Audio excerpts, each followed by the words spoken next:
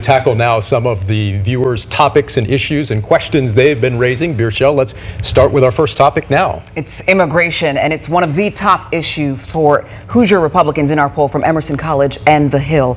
If former President Trump is elected again, he has promised to launch, quote, the largest deportation operation in history to identify all undocumented immigrants and detain them. If asked by the Trump administration, would you direct resources, Indiana resources, to support migrant deportation? And if so, how? Ms. Crouch, we start first with you with 60 seconds. Because of Biden's failed immigration policies, we have over 6 million illegals in this country, and we stopped almost 200 people on the terrorist watch list last year at the border. And they're bringing deadly fentanyl in here that are killing our children and destroying our communities. As governor, I will be sure that we send troops down to the southern border, a National Guard, to protect our borders. But then we need to protect Indiana's borders, and I will lead an initiative to do that. In 2011, when I was lieutenant governor, I voted to prohibit sanctuary cities. And if illegals influx here in Indiana, we will be sure to deport them to sanctuary cities in other states. But equally important, we have to protect our farmland and the land near our military sites, which I did as Secretary of Agriculture. I was sure to be sure that we protect our farmland. But then when I saw that land near military sites could be bought up by our adversaries, I stopped it. That's the kind of governor you will get from me. Let's turn now to you, Mr. Chambers. You have 60 seconds. Would you direct Indiana resources to support deportation of undocumented immigrants? And if so, how? Listen, this is a failure of our federal government. Our Congress has failed us, and Senator Braun's failed us on the border. Listen, I would definitely send troops. We would have to distribute resources statewide to deal with the fentanyl crisis that's pouring over our border because of federal failures at the border. And then I would wear out my welcome in D.C. addressing this issue with our federal partners. It's got to stop. It's already costing states resources right now. To be clear, on Senator Braun's watch, 7 million people have come over the border illegally. The front door of our country is closed. The back door is flapping wide open, and he has not sponsored one bill or led on one bill to address this. And Mr. Braun, I'll give you a moment in just a bit here to respond to some of the criticism there. But just as a follow-up, so you said you will send troops. Would that also include supporting the deportation of these migrants? In 30 seconds, your response. Listen, we have to evaluate that as it comes. But first and foremost, let's get troops down there. Let's secure the fentanyl challenge that we already have in our state, and be a loud voice as the governor of this state, protecting Indiana's borders, because the federal government isn't protecting our federal borders.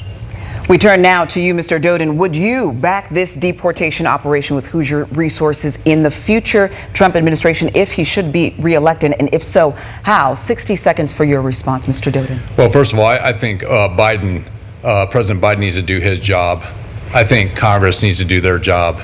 And I'll point to Senator Mike Braun, who goes down to the border and cuts a TV commercial, tells us that he's bringing solutions to the problem, and just a few short days later then says, well, let's not have solutions because of politics.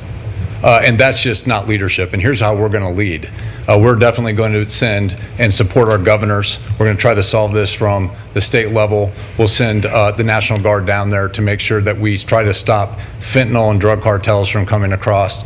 We're going to then come back to Indiana and support our law enforcement here with the tools and the training and the things they need to make sure that we deal with drug dealers and drug cartels here, have stricter penalties for the drug dealers, and then we're going to try to help our people through their addiction with more resources. What I would say is I've said to people, we have to follow the rule of law. You cannot have it both ways. People want to come to this country because of the rule of law, and under my leadership, we will follow the rule of law.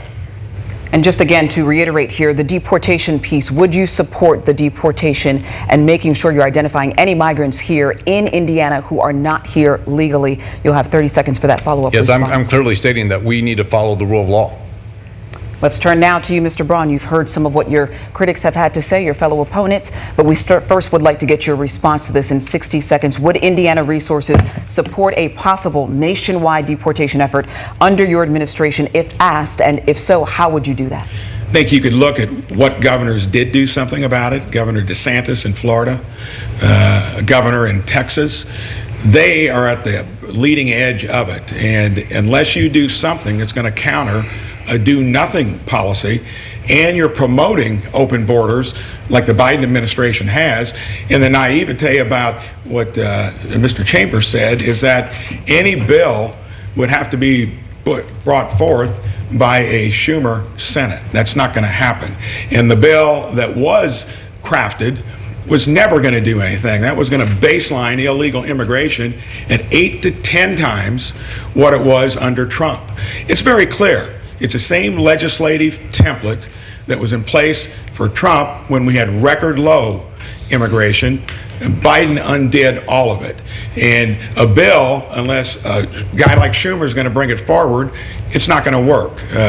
You need to learn how that works in the U.S. government. And so, Mr. Braun, you've obviously responded here to Mr. Doden and Mr. Chambers, but I do want to redirect you to the question about the deportations and whether you would support it and what, if any, resources here in Indiana you would provide. I'll give you 30 seconds to respond to that. Anyone that barged into this country and got released into its interior without a credible fear, that's the criterion.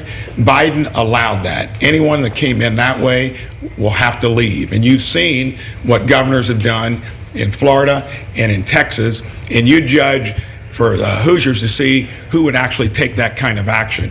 I would do that. I wouldn't count on that here otherwise. Mr. Braun, thank you.